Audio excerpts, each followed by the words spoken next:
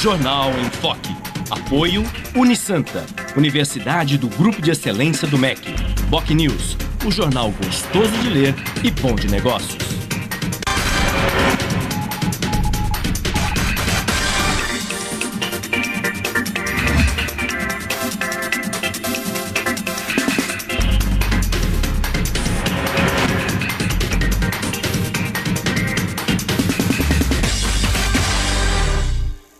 Olá, bom dia. Começa agora pela Santa Cecília TV, ao vivo, uma nova edição do Jornal em Foque. E nesta quarta-feira, dia 1º de outubro, nós estamos recebendo com muito prazer o prefeito de Santos, Paulo Alexandre Barbosa, do PSDB, e o colega jornalista, consultor econômico e ex-secretário de Finanças da Prefeitura de Santos, Rodolfo Amaral, como comentarista do programa de hoje. E vamos agora às manchetes de hoje dos principais jornais e sites, que são as seguintes. Começando pela Folha de São Paulo. Aécio encosta em Marina, Dilma mantém vantagem. O Estado de São Paulo, Dilma abre 14 pontos, disputa entre Marino e Aécio se acirra. A Tribuna de Santos, Instituto de Pesquisas da Tribuna, aponta empate também em Guarujá. Santa Portal, OAB do Distrito Federal impugna pedido de registro para Joaquim Barbosa advogar. BocNews, Semana do Idoso deve mobilizar mais de 4.000 pessoas em Santos. G1, Santos e região. Vítima de tortura em Praia Grande, nega traição e relata ameaças. E no portal da UOL, Dilma lidera as intenções de votos nas 5 regiões do país, aponta Datafolha. Muito bem. E como se vê pelas pesquisas que estão sendo publicadas hoje, tanto pelo jornal Estado de São Paulo quanto pelo jornal Folha de São Paulo, o primeiro publicando uma pesquisa do Ibope e o segundo do Instituto Datafolha, a eleição presidencial começa a ficar muito acirrada no sentido de definir quem vai para o segundo turno com a presidente Dilma Rousseff, candidata do PT à reeleição. Ela flutua entre 39% e 40% das intenções de voto nas duas pesquisas e lidera a corrida no primeiro turno. Já no segundo lugar, Marina Silva permanece, mantém o segundo lugar, mas a diferença em relação a Aécio vem caindo.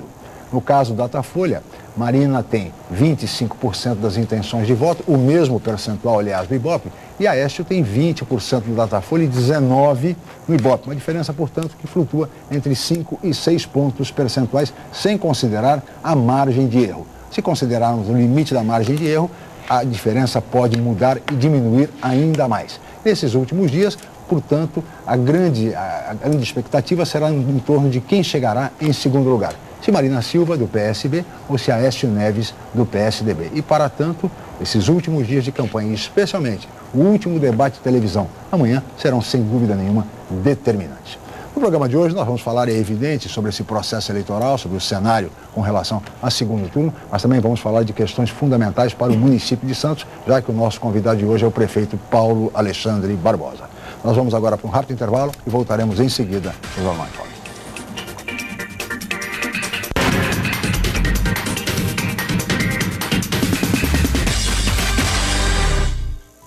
Realize seu sonho do ensino superior. Faça o vestibular da Universidade Santa Cecília em ensino à distância. Cursos de pedagogia, gestão ambiental, gestão de recursos humanos, gestão financeira, logística, marketing, processos gerenciais e segurança pública. Vestibular Universidade Santa Cecília em ensino à distância.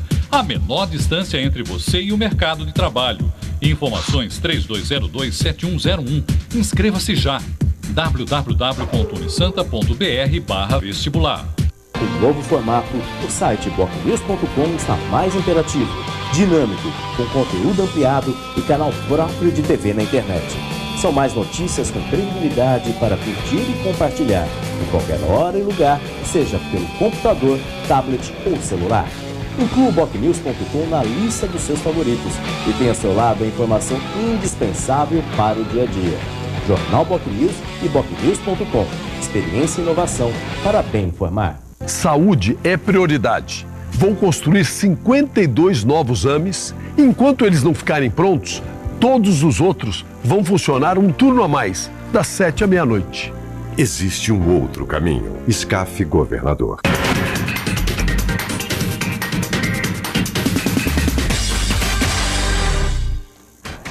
Muito bem, estamos de volta com o Jornal em Foque desta quarta-feira, dia 1º de outubro. Nós estamos ao vivo e recebendo com muito prazer o prefeito de Santos, Paulo Alexandre Barbosa, do PSDB, e como comentarista, o colega, jornalista, consultor econômico, Rodolfo Amaral. Prefeito, eu gostaria de começar essa entrevista falando exatamente sobre as pesquisas, enfim, essa reta final das eleições. Há um acirramento aí pelo segundo lugar, quem chega ao segundo turno com a presidente Dilma Rousseff. Qual é a sua expectativa, prefeito, em relação a esse segundo turno? O senhor acredita que o candidato Aécio Neves do PSDB tem condições ainda de chegar ao segundo turno? Bom dia, obrigado pela presença. Bom dia, Chico, bom dia, Rodolfo, bom dia aos telespectadores que nos acompanham. Agora chegou o momento da decisão. É verdade. É nesse momento que as pessoas começam a procurar o título de eleitor em casa, né, para fazer o voto, para votar no próximo domingo e começam a consolidar suas decisões. Então, acho que essa reta final da campanha é fundamental. O último debate, o último programa eleitoral, as pessoas acabam fazendo a reflexão e tomando as suas decisões. O que nós vemos é uma oscilação, né, nessa eleição em função de fatores externos, né, muitas vezes até dissociados da questão eleitoral, do debate eleitoral em si. Nós tivemos nessa eleição a perda de um candidato durante o processo eleitoral, foi um fato extremamente relevante e, eu diria, uma exceção dentro das eleições presidenciais que nós tivemos nos últimos anos. Isso acabou alterando um pouco o panorama eleitoral. Agora eu vejo que as coisas estão se estabilizando, né, com a chegada da eleição. Eu vejo que o Aécio tem todas as condições as pesquisas mostram aí, ele está entrando na reta final, chegando no próximo do dia da eleição, numa curva ascendente, enquanto a adversária está numa curva descendente. Por isso, ele tem todas as condições. E o segundo turno é uma outra eleição, é uma outra realidade, os debates são tempos iguais de televisão, né? Que é muito importante. Faz uma grande diferença dentro do processo eleitoral. Hoje nós temos uma candidatura majoritária, absolutamente, no tempo eleitoral, o que faz a diferença. No segundo turno são tempos equivalentes, mais tempo para o debate, para aprofundar as propostas, as ideias, e acho que é saudável para o Brasil que a gente possa realizar esse segundo turno e poder fazer as melhores escolhas aí para o nosso país. Inclusive, a simulação para o segundo turno, Rodolfo, dessas duas pesquisas que foram divulgadas, tanto o Ibope quanto o Datafolha, mostram o seguinte, que uma eventual vitória da presidente Dilma, mas uma diferença que também flutua entre 9 e 10 pontos em relação à Marina ou em relação a Aécio Neves. Ou seja, de qualquer forma, a eleição para o segundo turno fica em aberto, tendo em vista exatamente o equilíbrio no segundo turno, como fez referência o prefeito Paulo Alexandre Barbosa. Rodolfo, bom dia, obrigado pela presença. Bom dia, Chico, bom dia, prefeito, bom dia ao telespectador. Não tem dúvida que os próximos dias aí serão determinantes dentro desse processo. Tanto aí na distância com um pouco mais acentuada entre a Dilma e a Marina, como o fato do Aécio ter crescido. A gente vê aí pelas últimas pesquisas, a curva dele crescendo e a da Marina caindo e em alguns momentos estabilizando.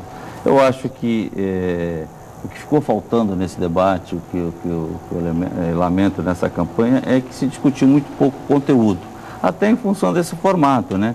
Partidos, coligações com 11 minutos de televisão, outras com 4, outras com 2. Então fica muito desproporcional, certo? Um segundo turno seria muito importante para que, de fato, os temas nacionais aflorassem, viesse a discussão. Ontem, por exemplo, Chico, logo depois do debate, quem ainda teve um pouquinho mais de paciência assistiu o jornal da Globo. O debate entre os candidatos ao governo de São Paulo. Quem ficou uns minutos a mais assistiu o jornal da Globo, viu lá que, por exemplo, foi anunciado ontem as contas do governo de janeiro a agosto, que eles esperavam. Esperava-se um superávit primário de 80 bilhões para se pagar juros. Teve-se um déficit primário de 10 bilhões de reais no ano. Significa dizer que, na verdade, o nosso endividamento passou de 3 trilhões, certo? E isso parece que não é problema para o país, né? A gente não vê esse tipo de discussão no debate, certo? A gente vê o escândalo da Petrobras. Enfim, eu acho que ainda está incerto quem vai para o segundo turno, mas eu também acredito que tendo esse segundo turno, eu acho que ele terá, nós vamos ter aí uma discussão mais apurada. Prefeito, aproveitando o gancho que o Rodolfo fez referência ao debate de ontem entre os candidatos ao governo de São Paulo, o senhor participou do debate, assistiu o debate lá ao vivo, enfim. Na sua avaliação, prefeito, com base nas pesquisas, com base no que o senhor está acompanhando, a eleição em São Paulo está decidida? Não existe eleição decidida, né, Chico? Logicamente que é só após a apuração para a convicção, mas o governador Geraldo Alckmin ele tem mantido a coerência durante todo o processo eleitoral, assim como manteve durante todo o governo. Uma postura de apresentar propostas, acho que, do meu ponto de vista, que a população, mesmo como o Rodolfo colocou aqui, nós não podemos fazer um debate raso, né, em função apenas de críticas, muitas vezes críticas pessoais. O importante, nós temos problemas em São Paulo, temos problemas no Brasil, temos problemas em todas as cidades. E o que a população quer ouvir são as propostas para solucionar os problemas. E o governador tem concentrado a sua campanha em apresentar propostas, enquanto que os adversários, que ficou demonstrado ontem também no debate, têm se concentrado em atacar o governo, atacar a figura pessoal do governador, desqualificar o Estado de São Paulo, como se o Estado de São Paulo não fosse o mais desenvolvido do Brasil, fosse o mais atrasado, fosse o que menos crescesse, fosse o que menos se desenvolvesse, como se a economia de São Paulo, como se o PIB de São Paulo não fosse 2 vezes maior do que o da Argentina. E a população está cansada disso, né, de ouvir inverdades durante o processo eleitoral. Então, acho que ela prima pela seriedade, pelo trabalho sério e responsável que é feito pelo governador Geraldo Alckmin. Eu tenho convicção que nós vamos avançar no domingo e dar essa vitória ao governador, o que é importante para que a gente continue a trabalhar aqui no estado de São Paulo de uma forma efetiva, tendo resultado para a população. Rodolfo, concorda? A eleição está decidida ou não? Eu acho que em São Paulo vai ser muito difícil. Precisaria ter um milagre. Ou precisaria, de fato, faltar água no estado inteiro no dia da eleição. As torneiras ficarem secas para mudar o resultado da eleição. Mas, com relação ao debate de ontem, Chico, a gente vê, na verdade, que os candidatos, de um modo geral, se preparam muito mal para disputar uma eleição. E fica muito evidente com o governador Alckmin, pelo tempo que está, o conhecimento que ele tem do Estado, parece que ele conhece literalmente o Estado na palma da mão, ele tem os números e flui o discurso dele de tal forma que deixa os adversários, às vezes, até embaraçados. Mas ontem chamou a atenção uma discussão em um determinado momento com relação à existência da redução de leitos SUS. Ficou o Padilha acusando o Alckmin de redução, depois veio o Paulo Scaff reforçando que houve a redução de leitos SUS. Então, para o telespectador entender, na verdade, não só inverdades, às vezes há inversões de propósito. De fato, quando a gente vai fazer uma leitura, dependendo do período que se faz essa leitura, há uma redução de leitos SUS. Mas isso não é responsabilidade do governador. 50% dos leitos SUS no Brasil são dos hospitais filantrópicos, que às vezes, em função de situações financeiras, acabam utilizando-os para a saúde suplementar. Agora, por que fazem isso? Porque a tabela SUS, todo mundo sabe, é defasada. Então, a responsabilidade da redução do leito SUS, certo? Não era do governador, era do ex-ministro que estava ali como candidato. E ele estava repassando essa responsabilidade para o outro, como se ele fosse o responsável. Então, eu acho que, na verdade, é um despreparo, tá? Para se discutir determinados assuntos. O governo federal fez alguma coisa importante para a saúde? No ano passado até fez, que foi a divulgação a edição daquela lei do ProSUS, que permitiu o refinanciamento dos hospitais filantrópicos aí por uma moratória de 15 anos. Certo? E isso, por incrível que pareça, o ministro sequer lembrou durante toda a campanha eleitoral dele e nenhum dos debates. Quer dizer, uma coisa que foi útil. Faltou, evidentemente, o outro braço, que seria o braço do financiamento, para ajudar os hospitais a sair da crise. A gente viu, inclusive, a Santa Casa aqui pedindo recursos para o BNDES para tentar sair da crise. Mas, de qualquer modo, eu acho que no caso do Estado de São Paulo, dificilmente terá um outro cenário. E essa questão da saúde, Chico, aproveitando aqui a oportunidade, essa é uma questão que preocupa, é o grande desafio do Brasil inteiro, o financiamento da saúde pública no país. E a gente sabe que o Rodolfo, como um grande especialista, que hoje a maior parte das responsabilidades, elas recaem sobre os municípios. E a menor parte dos recursos, né? Há uma dicotomia, porque nós temos aí muitas responsabilidades, os municípios investem muito mais do que determina a legislação, com muitas responsabilidades e com poucos recursos. E se a gente analisar uma série histórica, nós vamos perceber uma queda na participação da União no financiamento da saúde pública no Brasil. Essa é a nossa realidade. E não adianta colocar diferente na eleição, porque os números estão aí, são fáceis de serem comprovados. Se a gente pega, por exemplo, os hospitais, ontem que foi falado no debate com justa razão, São Paulo tem desafios enormes na saúde, né? Porque faz parte do Brasil, e o Brasil tem desafios enormes. São 91 hospitais estaduais no estado de São Paulo e um federal. Quer dizer, há uma diferença enorme de trabalho. Então, é muito importante que a gente possa fazer essa discussão no período eleitoral e aplicar depois da eleição, porque a saúde no Brasil está perto de entrar em colapso. Essa é a realidade, né?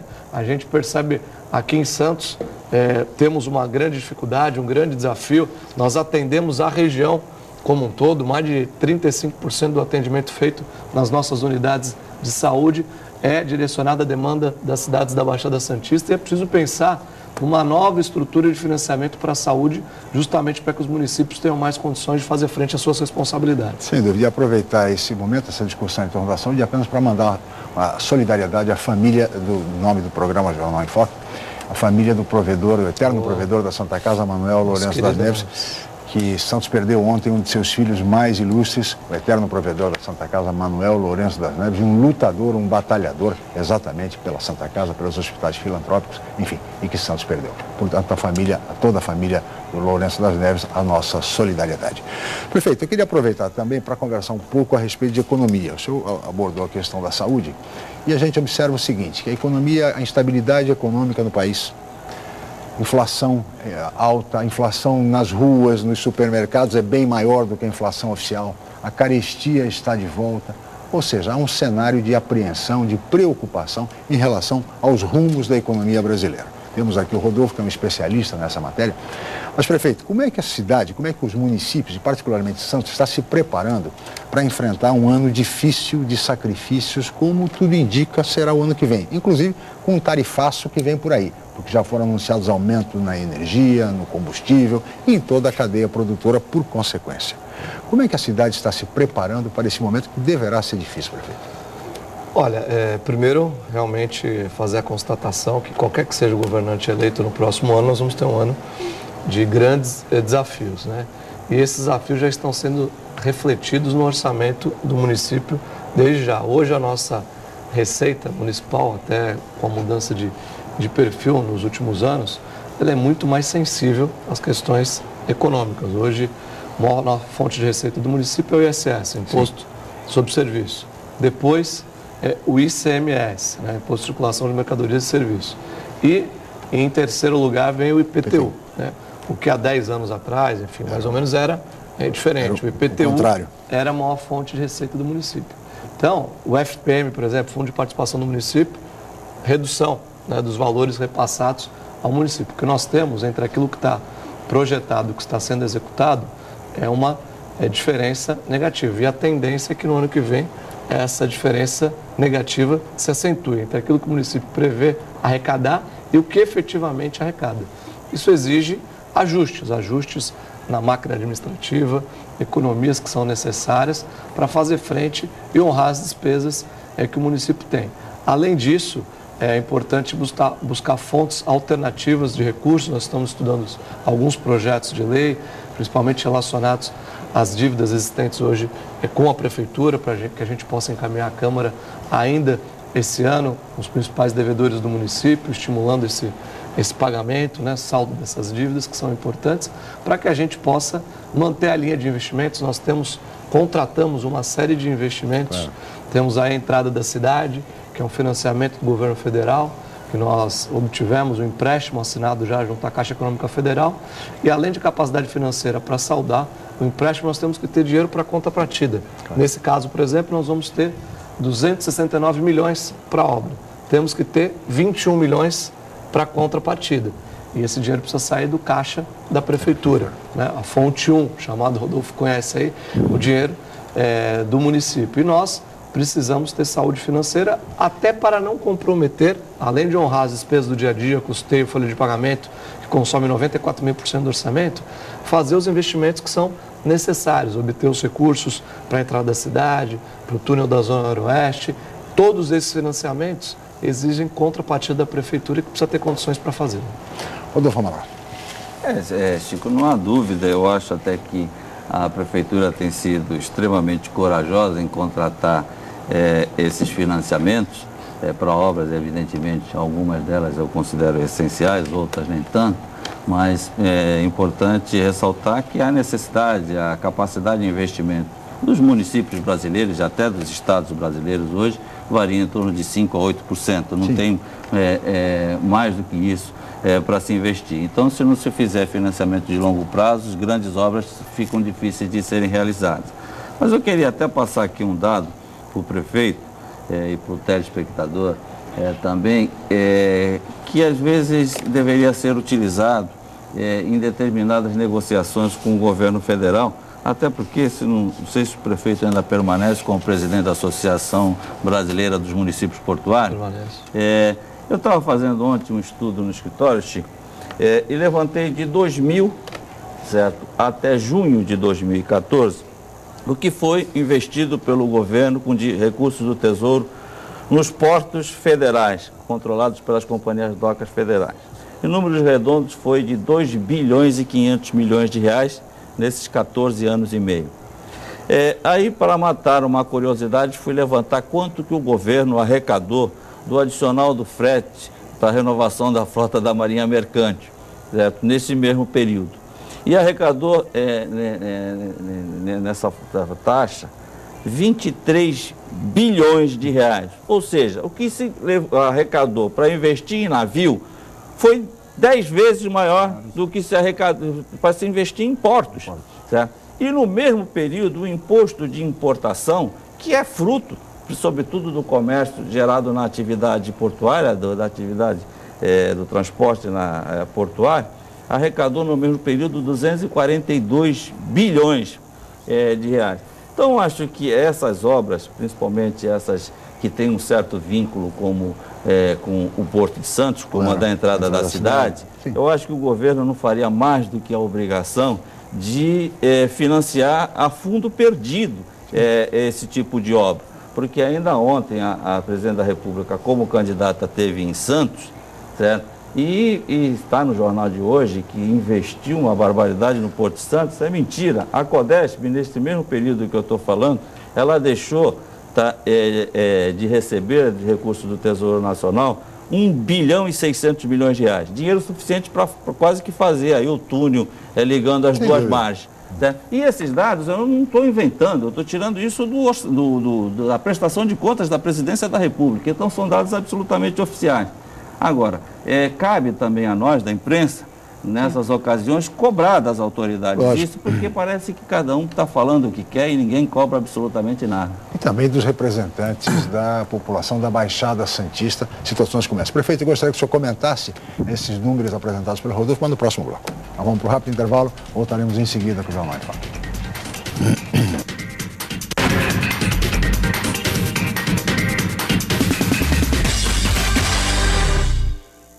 Academia Unisanta. Bem-estar, saúde e qualidade de vida. Mais de 80 aparelhos de última geração.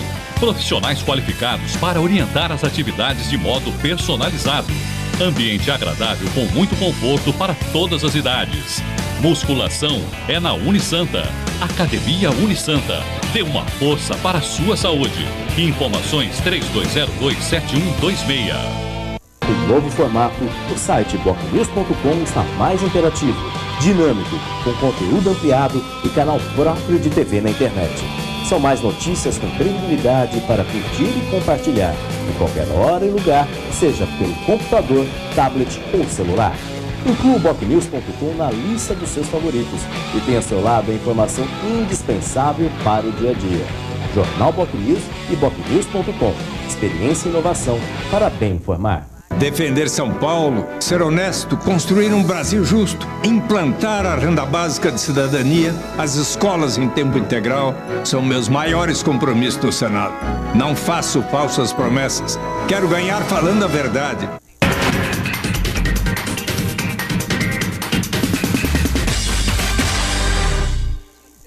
Estamos de volta com o Jornal em Foque desta quarta-feira, 1º de outubro, e que recebe com muito prazer o prefeito de Santos, Paulo Alexandre Barbosa, do PSDB, e o colega jornalista, consultor econômico, Rodolfo Amaral. Fez uma análise no bloco anterior, prefeito, a respeito dos números de investimentos no Porto de Santos, o que falta de investimento. Enfim, eu gostaria que o senhor analisasse essa questão de recursos que, na verdade, deveriam ser repassados ao município, mas acabam não sendo, e quando muito, a título de empréstimo, prefeito. Exatamente, Chico. Nós temos uma realidade onde o nosso porto contribui por quase 1/3 das exportações que são realizadas do Brasil, partem pelo Porto de Santos. Ou seja, a importância das obras, eu tenho dito isso, as obras que aqui são realizadas são fundamentais, são importantes para a cidade de Santos, para a Baixada Santista, mas são imprescindíveis para São Paulo e para o Brasil, né? Pela geração de empregos, pelo potencial de desenvolvimento que a nossa região tem e pela importância que o Porto tem no cenário nacional. É a mesma importância, por exemplo, que o Estado de São Paulo tem. Hoje, se a gente fizer uma análise semelhante em relação aos números, o Estado de São Paulo contribui com quase 50% da arrecadação nacional, 42%, e volta pouco mais de 10% para o Estado de São Paulo. Ou seja, aquilo que aqui se arrecada é fundamental e imprescindível para financiar obras, projetos no restante do Brasil. Essa é a realidade histórica. Sim. E essa diferença que deveria diminuir, ela só se amplia com o decorrer do tempo. Logicamente, que nós, além de receber esses recursos por conta de empréstimos que o município tem que honrar, e é importante dizer quem vai honrar esse empréstimo, são os santistas, a população. Sim. Que vai honrar esses empréstimos que estão sendo recebidos por essas obras que são imprescindíveis, até porque não há um outro caminho. Se houvesse, é aí que esse tema que deveria ter sido discutido na eleição, acho que com profundidade, ainda há tempo para fazer isso no segundo turno, nós temos que ter um novo pacto federativo. Claro. Não há como se pensar em ter essa concentração de recursos, sem fazer avaliação aqui de cunho partidário, político, mas não há como ter uma concentração de recursos na União. Por exemplo, a União não tem um aluno da rede básica, ensino fundamental, ensino médio, ensino fundamental os municípios, estado, ensino médio os estados, e a União tem a maior parte dos recursos na saúde, as redes, a maior parte das redes, estados e municípios. Então não há como concentrar a maior parte dos recursos na União. O que a gente assiste, o que é no Brasil hoje? É os prefeitos, o Brasil inteiro são 5.570 municípios, com o Pires na mão, indo a Brasília, buscando qualquer tipo de recurso para fazer investimento, porque o orçamento dos municípios comprometido com custeio e folha de pagamento. Essa lógica tem que mudar. Os municípios precisam ter mais independência, mais autonomia. Ninguém vive na União. O Montoro já dizia que ninguém vive na União e no Estado. São figuras jurídicas. As pessoas vivem na cidade, né? Claro. E é muito importante que as cidades tenham essa condição. Eu sou um municipalista, defensor do fortalecimento dos municípios para o desenvolvimento do Brasil. Acho que isso é muito importante. E a cobrança recai exatamente sobre os municípios. A população cobra no município, não tem como. E não adianta dizer que é do governo federal, que é do governo do estado, enfim, com essa transferência de responsabilidade. Quer dizer, há necessidade de um pacto federativo, como bem disse o prefeito. Além desse pacto federativo, prefeito, o que o senhor considera fundamental para os municípios e o que é que o senhor espera do novo governo federal? Seja ele independente de quem ganha a eleição. Olha, Chico, o que a gente tem observado há alguns anos, pelo menos aí mais de uma década, o que se discute no processo eleitoral, as eleições presidenciais, qual é o tema recorrente nessas últimas eleições? Reformas estruturantes, as reformas que o Brasil precisa para se desenvolver. Reforma política, que é a mãe das reformas. Hoje nós não podemos conviver com o sistema político, na minha opinião, da maneira como ele está. A questão do voto distrital é algo que já demorou para acontecer no nosso país. Então nós temos representação local, representante perto da população, das pessoas. Inadmissível essa figura com essa realidade, com campanhas que acabam sendo extravagantes muitas vezes, candidatos sem comprometimento nenhum com determinadas regiões, acabam recebendo voto e depois não tem nenhum compromisso com a região. A questão do financiamento de campanha, a quantidade de partidos que nós temos no Brasil hoje, são 32 partidos mais 3 em criação, 35 partidos e mais 27 coletando assinatura, Chico. Nós não temos aí mais de 50 ideologias diferentes no Brasil. Então, muitos partidos hoje, infelizmente, servem como legenda de aluguel, cumprem uma outra finalidade que não é finalidade eleitoral, não é finalidade democrática. Então, isso tem que mudar. Nós temos que ter essa limitação, ter questões que possam limitar esse tipo de atuação dos partidos. Temos a necessidade da reforma tributária, que é uma reforma extremamente importante para o país, a reforma da Previdência. São reformas essenciais. Essa deve ser a agenda do próximo presidente. E deve ser uma agenda imediata. Essas reformas têm que ser feitas no início do próximo governo. Até por ser um novo Congresso. 2015, exatamente. Um novo Congresso. Um novo Congresso, um novo olhar para que a gente possa avançar cada vez mais. Rodolfo Amaral. Bom, Chico, eu concordo com o prefeito com relação, principalmente à questão do novo pacto federativo, que é uma aspiração dos municípios, quer dizer, antes até da última Constituição. Mas é só para citar mais alguns números aqui, para o telespectador ter uma noção aí do que às vezes o candidato fala na televisão e o de que é real. Corroborando aí com o que o prefeito acabou de falar aí da presença dos estados e dos municípios no financiamento das questões públicas. O ano passado, por exemplo, o Fundeb, que financia o ensino básico em todo o país, se movimenta aí hoje mais de 50 milhões de alunos, o ano passado ele movimentou 108 bilhões de reais. Quanto que a União entrou nesse contexto? Entrou com 9, certo? Entrou com 9 e esses 9 que entrou porque o governo federal é obrigado a corrigir o valor aluno dos estados que não conseguem atingir o valor aluno mínimo. Então ele entra com esses recursos para corrigir nesses casos. Então foi só isso. E a gente lembra da campanha passada, por exemplo, a candidata, na época, candidata hoje presidente Dilma, falando que ia construir 6 mil creches.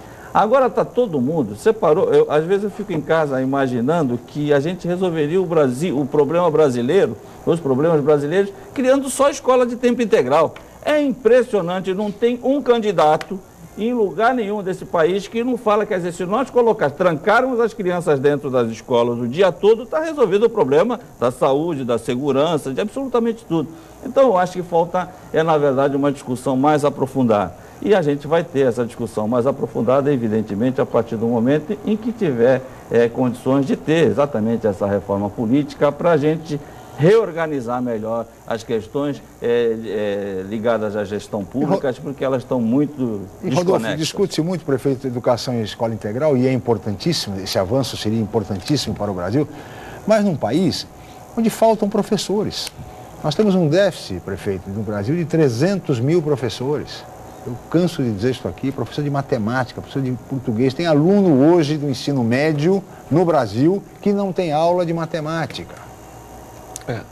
Política de educação, lógico que a questão do ensino em tempo integral é fundamental. Nos países mais desenvolvidos, hoje a diferença do tempo de permanência das crianças na escola em relação ao Brasil é muito grande, a média de permanência nas escolas. Então, esse é um caminho extremamente importante. Só que não é apenas isso, né? Nós temos a necessidade da valorização dos professores, melhores salários, a capacitação, qualificação dos educadores. Esse é um elemento essencial, que ninguém dá aquilo que não tem. Se não tiver uma boa formação, não será possível oferecer uma boa formação, uma boa aula para os nossos alunos. Então, há que se pensar numa política ampla em termos de educação. E é importante colocar, acho que muitas vezes a gente discute esse dado que o Rodolfo colocou. Mais um dado que exemplifica a necessidade desse pacto federativo. Os 108 bilhões do Fundeb, né? A gente sempre foi secretário adjunto de educação, a gente acompanhava muito a evolução mensal, né, do Fundeb no final do mês, ver como é que seria o repasse. E o que a gente percebe? Estados e municípios, a participação majoritária no Fundeb, majoritária, né, absoluta, mais de 95% participação dos estados e dos municípios, receitas que vêm do estado e do município, ou seja, menor parcela da União. É preciso, para implantar ensino em tempo integral, para pagar melhor o professor, para construir escolas mais modernas, a gente não faz isso com discurso. Claro. Faz com recurso. É preciso ter recurso. E essa ampliação da participação do governo federal, especialmente na educação básica, ela é essencial, é imprescindível para que a gente possa avançar. Hoje, a discussão no Brasil, o que se faz é questão quantitativa, nós avançamos muito. Ainda existem alguns estados, especialmente do Norte e Nordeste, onde há dificuldade de acesso à escola. O desafio que se apresenta é o desafio da qualidade do ensino. Esse é o desafio do Brasil. E para isso é necessário aportar mais recursos, fazer investimentos que sejam realmente determinantes. Não só investir mais, mas investir com eficiência, investir melhor, aplicar os recursos naquilo que tem que ser aplicado. Devidamente aplicado, sem dúvida. Rodolfo. Eu queria até aproveitar esse gancho para citar uma outra coisa. Eu tenho notado, às vezes eu fico em casa assistindo o horário eleitoral, dizem que ninguém assiste o horário eleitoral. Eu assisto todo dia, assisto de manhã, assisto de noite e ainda fico anotando algumas coisas que são ditas. E me chamou a atenção um desses programas da candidata presidente Dilma, que ela falando aí da educação, dos novos investimentos, das promessas para a educação. Que a educação vai ser prioridade absoluta num eventual segundo mandato. E para a saúde não. E ela ratifica isso, lembrando sempre dos recursos do pré-sal. Porque, por força de lei, aí o governo editou uma lei exigindo que 75% sejam para a educação e 25% para a saúde. Mas aí eles colocaram outro dia um número dizendo o seguinte, que será o volume de 1 trilhão e 300 bilhões de reais. Só que ela não disse que isso daqui é uma arrecadação daqui nos próximos 100 anos. Não é amanhã que ela vai arrecadar 1 trilhão e 300 bilhões de reais. Certo? E depois tem mais. Hoje, de royalty, sem o pré-sal, no regime de concessão, o governo arrecada em torno de 30 bilhões ano. Certo? Uma parte vai para os estados e para os municípios, e mais metade, 15 bilhões, já ficam com a União. Quem estava disposto a investir na educação, os recursos do petróleo, já poderia estar investindo há muito tempo. São 15 bilhões que se arrecadam e que vai para cobrir superávit, fazer superávit primário no governo. Estão atrasando, inclusive hoje, para as prefeituras de todo o Brasil, que têm direito a royalties. Certo? A Secretaria do Tesouro Nacional está atrasando o repasse do royalty para os municípios para fazer caixa para conseguir ajustar suas contas. Então nós chegamos a esse absurdo. Aí, de repente, acha-se que o pré-sal, que nós já vimos aí nos últimos anos que ia resolver o problema da nossa região, certo? E a gente viu que a Petrobras já mudou pelo menos umas 5 vezes seu plano de negócio, a situação não é bem assim, então não vamos ficar caindo em falsas promessas em período eleitoral. É a mesma história com relação à segurança. O discurso de palanque, de promessas de campanha, aponta no seguinte sentido: não, teremos o padrão Copa de segurança a partir do ano que vem. Mas é só a partir do ano que vem. Isso foi implantado durante a Copa, foi tão eficiente, já deveria ter continuado, né? Mas não, será a partir do ano que vem. Prefeito, peço sua licença, Rodolfo, vamos para um rápido intervalo, voltaremos em seguida com o Jornal em Foque.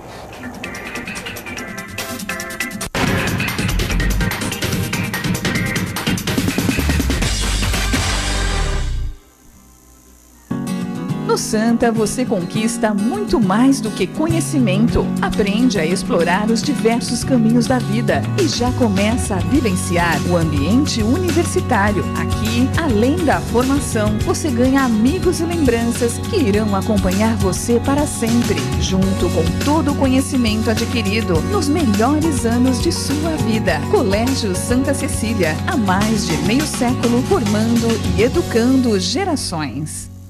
Em novo formato, o site bocnews.com está mais interativo, dinâmico, com conteúdo ampliado e canal próprio de TV na internet. São mais notícias com credibilidade para curtir e compartilhar, em qualquer hora e lugar, seja pelo computador, tablet ou celular. Inclua o bocnews.com na lista dos seus favoritos e tenha ao seu lado a informação indispensável para o dia a dia. Jornal Bocnews e bocnews.com. Experiência e inovação para bem informar. O Detect é o sistema de combate ao crime que deu certo em Nova York e está em fase de testes, sendo implantado aqui. SCAF e Padilha são contra o Detecta. Eles não estão preocupados com a sua segurança. Eles só querem o seu voto.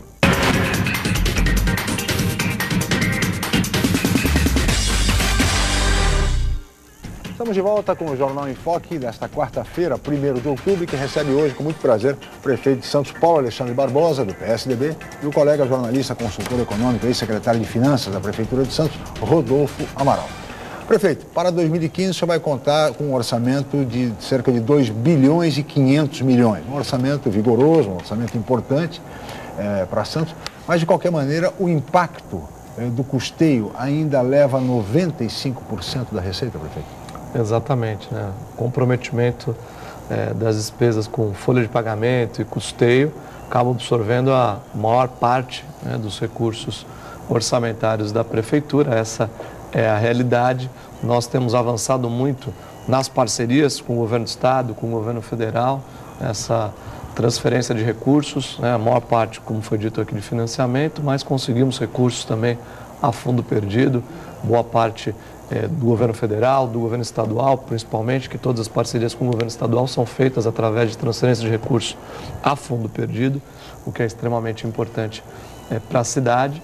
E procuramos esse ano, né, no ano passado, a saúde foi a área que recebeu o maior volume de recursos por conta do nosso programa de reestruturação da rede física de saúde do município.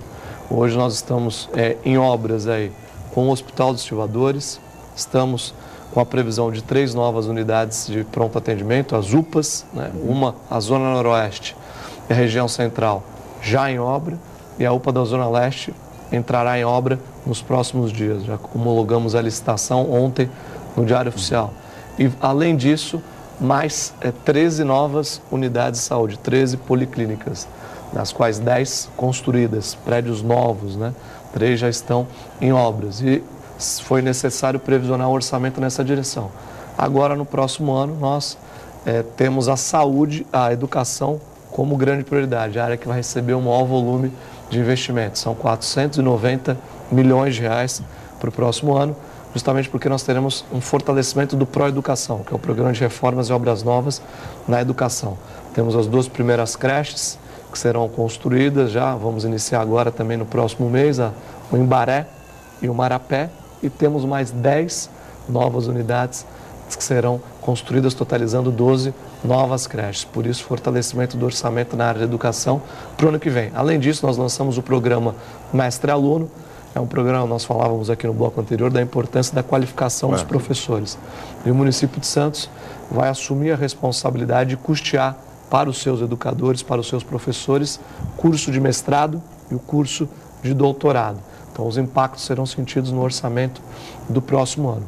Além de uma série de outros programas que serão desenvolvidos na rede municipal de ensino, todos eles previsionados para se iniciarem no próximo ano. Importante frisar, Chico, que a prioridade da prefeitura aqui é a área social.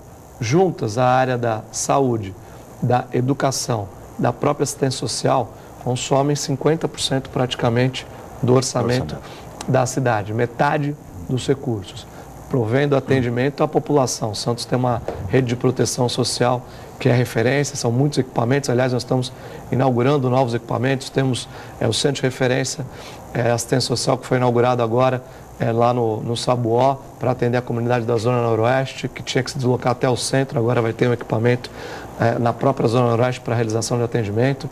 Estamos em obras com o Bom Prato dos Morros, do Morro do São Bento, um equipamento importante social. Temos um centro para atendimento da população de rua, que também está em construção na Amador Bueno, além do Proassistência, que é o programa também de reformas e obras novas na área de assistência social, um investimento de mais de 12 milhões de reais para prover esses equipamentos da infraestrutura necessária para a realização de atendimento. Então, saúde, educação e área social são as nossas grandes prioridades aqui no município de Santos e terão recursos previsionados para isso no próximo ano. Rodolfo. Chico, eu tenho um certo receio quando a gente, até por questão de vontade de expressar o dinamismo que de fato tem o município de Santos, a gente sempre reforça com muita ênfase um orçamento de 2 bilhões e 500 milhões. Importante que se diga que, do ponto de vista prático, o orçamento tem que ser visto com o que a gente tecnicamente chama de receita corrente líquida. E essa receita corrente líquida do município nos últimos 12 meses aí foi por volta de 1 bilhão e 800 milhões de reais. O que é o restante que está nesse orçamento? Exatamente esses financiamentos de obras de grande vulto.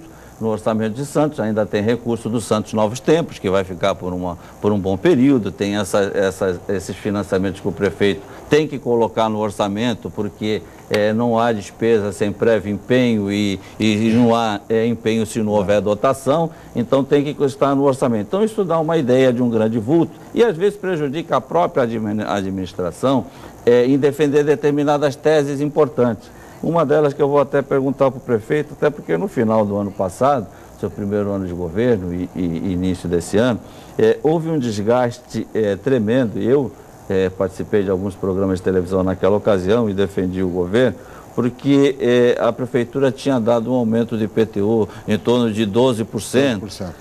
E eu fazia referência de que na legislação do IPTU há um problema gravíssimo que está afetando a cidade de um modo geral e Santos de uma forma particular, que é a questão do coeficiente de depreciação, ou seja, a cada 5 anos o imóvel sofre uma depreciação da ordem de 7%. E como os imóveis, por exemplo, de toda a orla da Praia de Santos, certo, foram construídos na década de 60, tanto na frente ou na vida de trás, ou seja, são imóveis que já têm aí uma depreciação no valor venal da ordem de 40% a 45%, às vezes até 50%. Certo? Então isso influencia no cálculo final da arrecadação. Mas eu já até, a título de curiosidade, queria perguntar ao prefeito, depois dessa experiência do ano passado, o orçamento prevê o que para 2015? Até porque a Prefeitura havia feito uma planta genérica e utilizou apenas uma parte daqueles valores para corrigir o IPTU. Vai sofrer mais um desgaste? Vai enfrentar mais um desgaste? Como é que vem o IPTU 2015, prefeito? Olha, Rodolfo, naquele momento nós fizemos esse ajuste em função do quadro da Prefeitura, das finanças do município, onde nós tínhamos essa necessidade até para honrar os compromissos vigentes nesse ano. Isso foi feito dentro de um equilíbrio, de uma ponderação, é importante se ressaltar isso. E naquela oportunidade nós firmamos um compromisso que o aumento acima da inflação seria exclusivo naquele ano, no primeiro ano. E a partir desse ano nós faremos apenas a reposição da inflação, sem nenhum tipo de aumento. E fizemos todo o esforço concentrado nesse ano nessa direção. Então, esse ano nós não vamos ter um aumento e assim será durante os próximos anos. Vamos cumprir aquilo que foi assumido como compromisso. Inflação da ordem de 6%, a inflação oficial, exatamente. Como é que vai ser, prefeito? A inflação hoje no Brasil também é outra caixa preta, né? Também. A reposição da inflação é o mínimo e a própria legislação estabelece que é o necessário até, não exige nem autorização legislativa, já acaba sendo até automático esse aumento. Vai direto. Prefeito, com relação a essas obras importantes de Santos, como por exemplo o túnel Santos-Guarujá, o túnel Zona Noroeste e Zona Leste, quando é que essas obras se iniciam efetivamente? Olha, Chico, nós estamos com um dos projetos estruturantes, assim que nós denominamos esses projetos. O VLT é um projeto que está em curso, obra em andamento. Tivemos aí um avanço importante. Esse primeiro trecho que está em obra vai da Ponte dos Barreiros a Conselheiro Neves. E nós estávamos negociando com o Estado o segundo trecho, que é o mais importante para a cidade, que faz a conexão com a região central.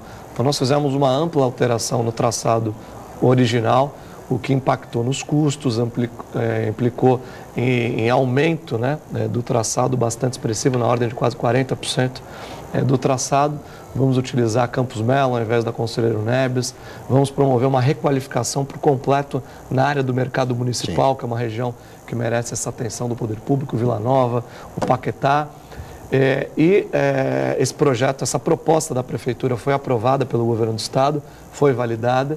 E ontem o Governo do Estado tivemos aqui um seminário de mobilidade urbana, anunciou as duas audiências públicas que são necessárias para esse trecho, para o segundo trecho, já para o final do mês de outubro. A audiência pública é uma exigência prévia para lançamento do edital de pré-qualificação de obra. Então, até o final do ano, edital lançado, expectativa é que esse segundo trecho comece no ano de 2015, uma obra extremamente importante. A entrada da cidade. Nós tivemos o projeto selecionado no ano passado, conseguimos aí, depois de um ano de tramitação, assinar o contrato de financiamento com a Caixa Econômica Federal. Ontem publicamos no Diário Oficial o decreto de utilidade pública das áreas que serão impactadas pelas obras da entrada da cidade. Também licitamos e contratamos, e está em execução, o relatório ambiental preliminar, o RAP, para que a gente possa obter o licenciamento da obra. Já no próximo dia 15 de outubro esse estudo fica pronto, sendo que até o final do próximo mês de outubro nós vamos lançar o edital da obra da entrada da cidade. Da primeira etapa, da etapa que compete à Prefeitura, que é o viaduto na Nossa Senhora de Fátima com a Martins Fontes, e a ponte e viaduto sobre o Rio São Jorge, para que a gente possa ter uma saída de caminhões alternativa, evitando que os caminhões cheguem a Martins Fontes e ali aquele trecho inicial da Nossa Senhora de Fátima. Então, essas etapas nós pretendemos iniciar no início de 2015. Túnel Santos Guarujá, foi publicado o edital, o envelope 1 abre agora no dia 14 de outubro. Sim. Os primeiros envelopes, nós já temos para essa obra a primeira licença, que é a licença prévia, né? A licença de instalação, que é a segunda licença de obra, já está em andamento também. Tivemos uma boa reunião com o ministro dos Portos e com a própria Codesp, que tem um impacto onde a Codesp tem que conceder uma autorização que será dada. E o túnel da Zona Oeste ainda na fase de projeto. É a obra que está no estágio ainda inicial. Nós conseguimos o recurso, né? Uma parte é o fundo perdido, 50% fundo perdido, 25% financiamento do Estado, dinheiro do Estado, o Estado vai assumir o financiamento, e 25% recurso da Prefeitura.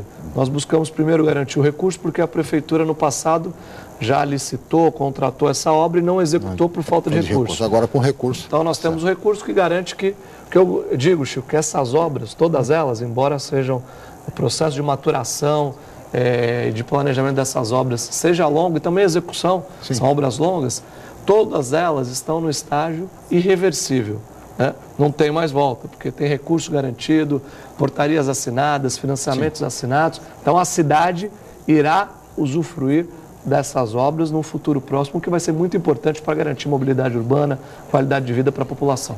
Prefeito, temos ainda 30 segundos. Está tudo pronto no município, no que tange a Prefeitura com relação a providências para as eleições de domingo, prefeito? Está, nós temos uma parceria com a Justiça Eleitoral. Estamos oferecendo aí toda a infraestrutura necessária para que a eleição transcorra com toda tranquilidade, e vamos implantar nessa eleição especialmente um projeto que é a eleição limpa. Vamos fazer um trabalho no sentido de deixar as ruas da cidade, todos os pontos de votação limpos aí para a população durante todo domingo, que as pessoas se direcionem aos pontos de votação com toda tranquilidade, que possam fazer a melhor escolha para Santos, para São Paulo e para o Brasil. Democraticamente, até para manter a lei da cidade limpa, né? Prefeito, muito obrigado pela sua presença mais uma vez aqui no Jornal em Foque. Muito obrigado, Rodolfo Amaral. Obrigado a toda a equipe e especialmente a você, telespectador, pela atenção, pela audiência. Amanhã estaremos de volta em mais uma edição. Mais uma vez, muito obrigado. Até amanhã.